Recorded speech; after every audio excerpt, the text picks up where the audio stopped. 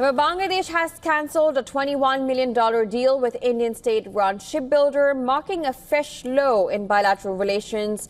The move comes just days after India restricted garment imports from Bangladesh to only two ports. That's Kolkata and Nhava Sheva. The diplomatic chill is unfolding despite Bangladesh being India's biggest trading partner in the subcontinent in 2024, with bilateral trade totaling nearly $13 billion. India's exports to Bangladesh stood at $11.06 billion, while imports were just $1.8 billion. The tensions escalated further after interim leader Mohammad Yunus hinted at inviting Chinese investment into India's landlocked northeast.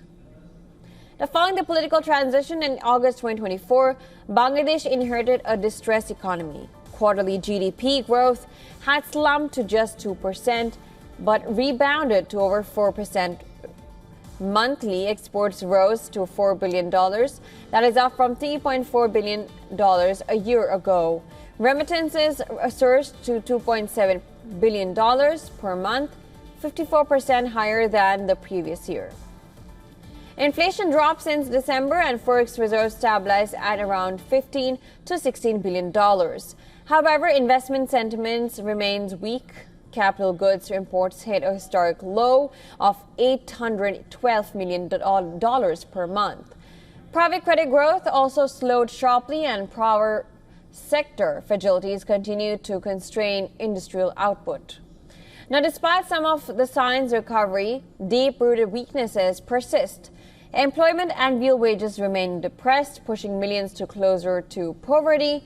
And the World Bank now projects Bangladesh's GDP growth at just 3.3%.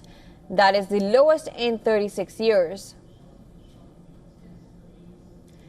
The downturn may push an additional 3 million people into extreme poverty, raising the total to 9.3% of the population. External risks like the US-China trade war and domestic governance failures have further clouded the outlook. Without urging structural reforms and institutional strengthening, 2025 risks becoming yet another missed opportunity for sustainable growth.